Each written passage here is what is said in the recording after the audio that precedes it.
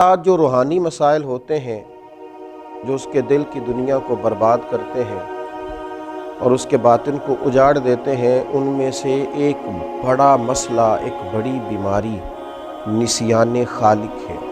اللہ تبارک و تعالیٰ کو بھول جانا، اس کی یاد سے غافل ہو جانا۔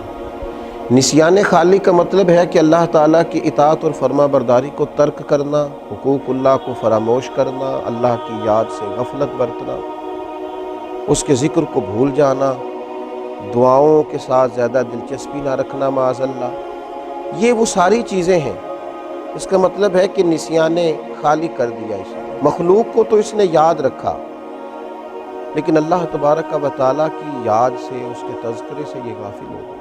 جب انسان رب کو یاد کرتا ہے نا اور اپنے مالک کا تذکرہ کرتا ہے تو اسے نصیب کیا ہوتا ہے؟ فرمایا فَاذْكُرُونِي أَذْكُرْكُمْ، تم مجھے یاد کرو، تمہیں یاد کروں گا، میں تمہارا تذکرہ کروں گا۔ حضرت عبداللہ ابن عباس رضی اللہ تعالیٰ عنہ ارشاد فرمایا کرتے کہ اللہ تبارک و تعالیٰ ارشاد فرماتا ہے کہ تم فرما برداری کر کے مجھے یاد کرو اور میں اپنی امداد کے ساتھ تمہیں یاد کروں۔ تم اللہ تبارک و تعالیٰ کی یاد اگر تنہائی میں کرو گے تو رب کریم بھی تمہیں تنہائی میں یاد کرے گا، اور اگر تم جماعت میں اس کا ذکر کرو گے تو وہ اس سے بہتر جماعت میں تمہارا ذکر کرے گا۔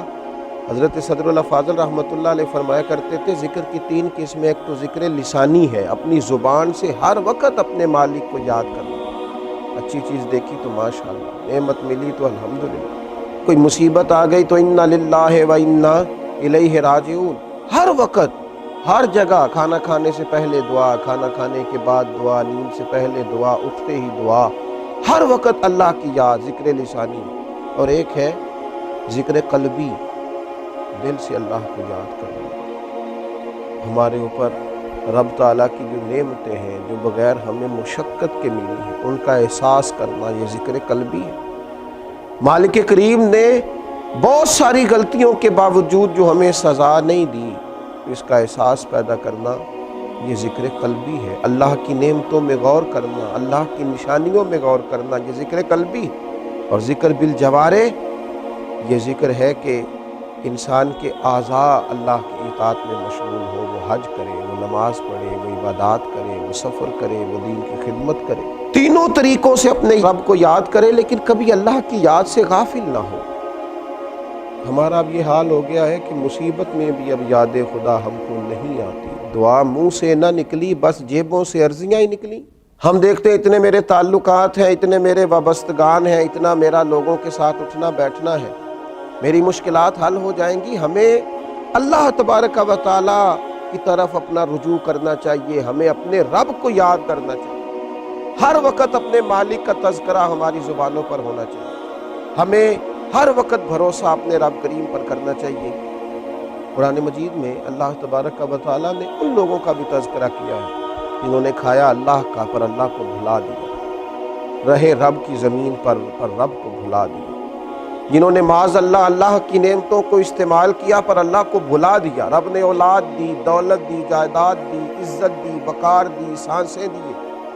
اللہ تبارک و تعالیٰ نے دنیا کی ہر نعمت سے نوازا پر وہ اللہ کو ہی بھلا گئے، اس خالق کی یاد ہی چھوڑ گئے، اس کا تذکرہ ہی چھوڑ گئے۔ تو اللہ کریم نے فرمایا وَلَا تَكُونُوا كَالَّذِينَ نَسُوا اللَّهَ فَأَنسَاهُمْ أَنفُسَهُمْ، ان لوگوں کی طرح نہ ہو جانا جنہوں نے اللہ کو بھلا دیا، ان کی طرح نہ ہو جانا جو اللہ کو بھلا بیٹھے۔ فرمایا فَأَنسَاهُمْ أَنفُسَهُمْ، پھر اللہ نے انہیں ان کا اپنا آپ بھی بھلا دیا، پھر وہ کھو گئے، غرق ہو گئے دنیا کے جھمیلوں میں، الجھ کے رہ گئے دنیا کے معاملات۔ فَأَنسَاهُمْ أَنفُسَهُمْ، اللہ نے انہیں ان کا اپنا آپ بھی، وہ خدا فراموش ہوتے ہوتے خود فراموش ہو گئے، کھو گئے، لوٹ کے آنے کا راستہ ہی نہ ملا۔ اتنے دنیا کے اندر مست ہوئے کہ الہاکم التکاثر حتی زرتم المقابر، اتنے غافل ہوئے دنیا تلاش کرتے کرتے کہ قبروں کا منہ دیکھ لیا۔ ان لوگوں کی طرح نہ ہو جانا جنہوں نے اللہ کو بھلا دیا، پھر اللہ نے انہیں ان کا اپنا آپ بھی بھلا دیا۔ اولئک هم الفاسقون، رب فرماتے ہیں یہی تو لوگ ہیں جو نافرمان ہیں، یہی تو فاسق ہیں۔ نیکی ہم پر کوئی دوست کر دے، اس کے شکریہ ادا نہ کرے، بگڑ جاتا ہے۔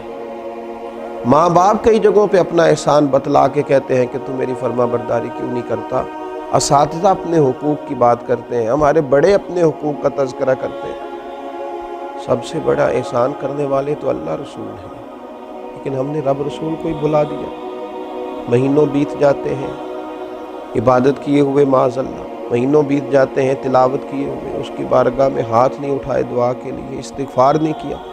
میرے نبی پاک صلی اللہ تعالیٰ علیہ وسلم نے ارشاد فرمایا، آپ ذرا ان لفظوں کا جلال دیکھیں، ان کے اندر جو تنبیہ ہے اس تنبیہ کو دیکھیں۔ امام طبرانی لکھتے ہیں کہ رسول پاک صلی اللہ تعالیٰ علیہ وسلم نے ارشاد فرمایا کہ اللہ تبارک و تعالیٰ ارشاد فرماتا ہے، ابن آدم بے شک جب تو مجھے یاد کرتا ہے تو میرا شکر ادا کرتا ہے، جب تو مجھے بھول جاتا ہے تو پھر تو میرا انکار کرتا ہے، پھر تو انکار کرتا ہے اپنے رب کا جب تو بھول جاتا ہے۔ ایسا نہ کرنا، کبھی بھی اپنے مالک کو نہ بلانا۔ جو دم غافل سو دم کافر، سانو تے مرشد ایہو پڑھایا، اس کی یاد سے اقترب للناس حسابہم وہم فی غفلۃ معرضون۔ اللہ فرماتے ہیں لوگوں کے تو حساب کا وقت قریب آ گیا،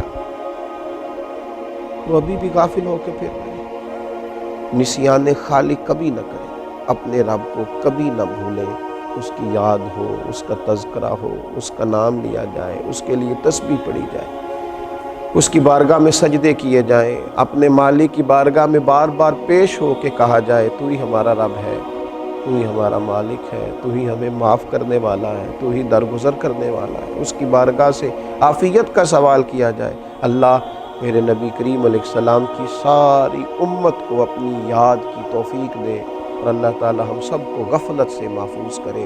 آخر دعوانا الحمدللہ۔